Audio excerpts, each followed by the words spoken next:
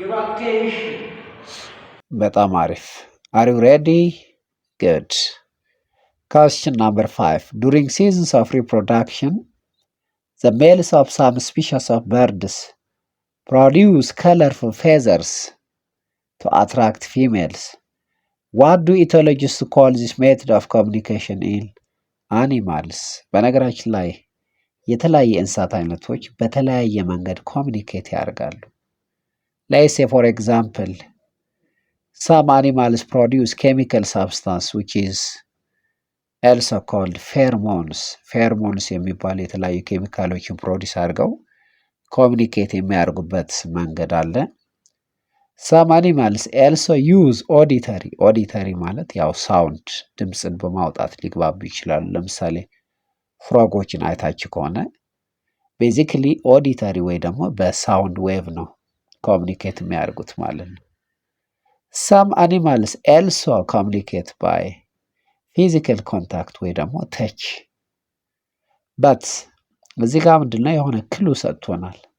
The birds communicate by producing colorful feathers to attract females. Colorful feather ይህንን ከምን ጋር የተያዘ ነው? ከቪዥዋል ጋር የተያዘ ነው። ከእይታ ጋር ማለት ቪዥዋል ከእይታ ጋር የተያዘ ስለሆነ so our answer is A, visual ማለት ነው። The next question number 6. What do we call the substance upon which an enzyme acts?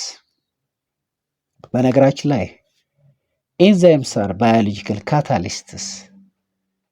They are very important to speed up the metabolic reaction takes place inside the body. Any metabolic reaction is catalyzed by enzymes. ስለዚህ ኢንዛይሞች ግን ታርጌታቸው ምንድን ነው?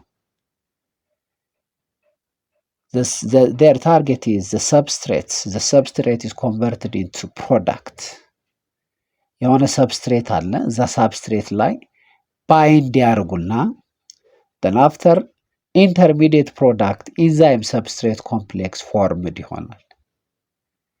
Finally, the enzyme substrate complex is converted into enzyme product complex. Then after the product will be obtained ማለት ነው። ስለዚህ እነዚህ ኢንዛይሞች አክት የሚያደርጉት ሰብስትሬቱ ላይ ነው ማለት ነው። ሰብስትሬት ማለት በነገራችን ላይ the reactant that binds with the enzyme to be converted into product ማለት ነው። That's why the answer is substrate B. Question number 7. Which of the following is not mutation? በነገራችን ላይ mutation ማለት the change in the genetic composition of living organisms due to different factors ማለት ነው። ስለዚህ የተለያየ የሚቹዌሽን አይነቶች አሉ። ስለዚህ ከነዚህ የተሰጡ ምርጫዎች ታይፕስ ኦፍ ሚቹዌሽን ያልሆነው የትኛው ነው? A, DNA replication to form two daughter DNAs. ይሄ የካይንድ ኦፍ ሚቹዌሽን አይደለም። A normal body process ነው that takes place during the interphase stage of cell cycle. ሴሎች ዲቫይድ በሚያደርጉበት ጊዜ ዲኤንኤያቸውን ሪፕሊኬት ያደርጋሉ። So this is a normal process that takes place during the cell division of a cell. So this is not a type of mutation. B ምንድን ነው የሚለው? gain an extra chromosome by a cell. Gain or lose, deletion or addition. These are a kind of what? Mutations. Loss of chromosome, loss, gain, lose. እነዚህ ነገሮች ምንድን ናቸው? types of mutation ናቸው። That's why not mutation ስለሚል መልሱ ምንድን ነው? which is A ይሆናል ማለት ነው። ቀጣይ ጥያቄያችን what do geneticists call the genotype in which two alleles of a pair are identical? So the gene or genotype that contains identical allele is said to be homozygous gene. Homozygous gene. ለምሳሌ if you inherit brown eye color from your father, and brown from your mother, you have a homozygous gene, a gene that contains similar or identical alleles, brown. So this is said to be homozygous ይባላል ማለት ነው። ቱ ዲፈረንት አለልስ ከሆነ ደግሞ ሄትሮዛይጎስ ነው።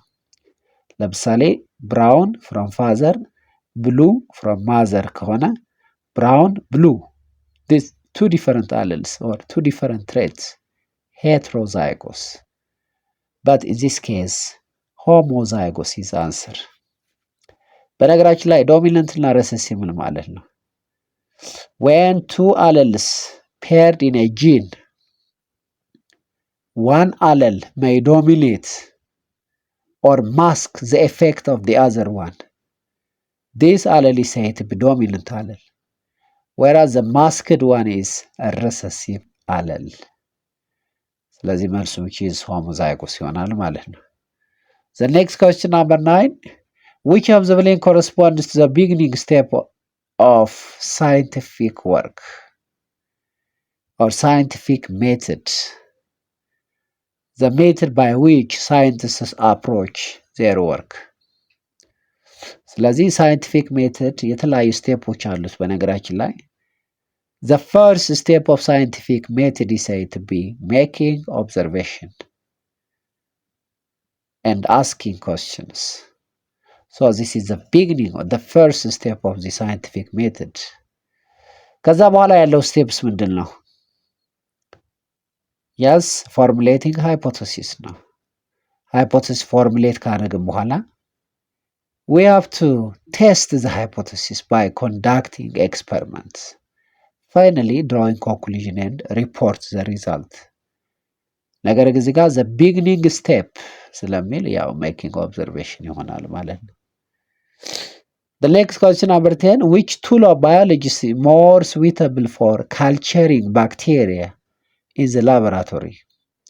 A. Test tube, B. Microscope, C. Petri dish, D. Beakers. So this is part of your homework.